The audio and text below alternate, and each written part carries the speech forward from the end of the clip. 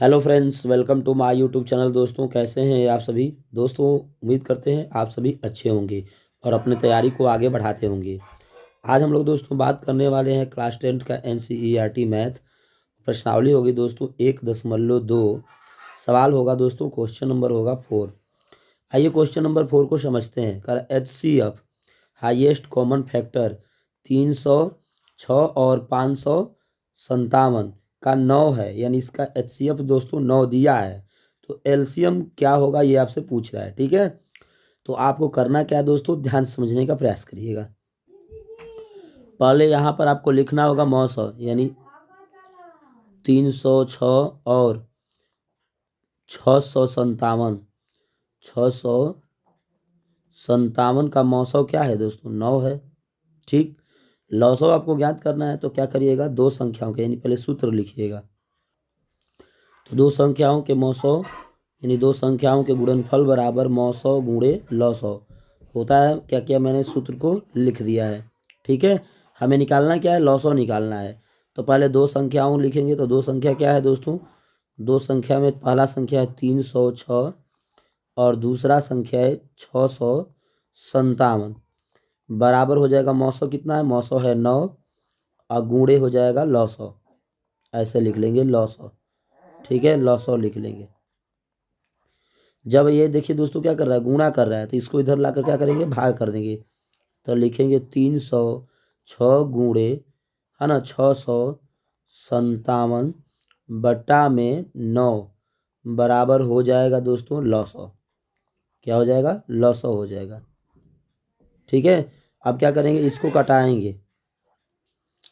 तो दोस्तों क्या करेंगे, 9 का भाग कर लेंगे। तो 9 एकम 9, इसको कटाएंगे तो 34 बार में कट जाएगा 306 9 से। तो 34 गुणे 657 बराबर क्या लिख लेंगे दोस्तों, लॉसो लिख लेंगे। क्या लिख लेंगे, लॉसो। अब 34 में 657 का क्या करेंगे, गुणा करेंगे। तो क्या मिलेगा दोस्तों, मिलेगा 22,300, है ना, 38 हो जाता है। क्या हो, 22,338। तो आपका यही क्या हो जाएगा दोस्तों, लॉसो हो जाएगा। उम्मीद करते हैं दोस्तों आप लोग मेरी बातों को अच्छे से समझ गए होंगे। प्रश्न नंबर 5 को देखिए। क्वेश्चन नंबर दोस्तों 5, ध्यान से समझने का प्रयास करिएगा। करा जांच कीजिए कि क्या प्राकृत संख्या n के लिए संख्या 6 के पावर n, संख्या 6 के पावर n शून्य पर समाप्त हो सकती है। दोस्तों ये क्या करना है, हमको जांच करनी है। तो हम लोग क्या करेंगे, इसके लिए मान लेंगे। लिखेंगे माना, है ना, माना कि प्राकृत संख्या, प्राकृत संख्या, प्राकृत संख्या, है ना, a है।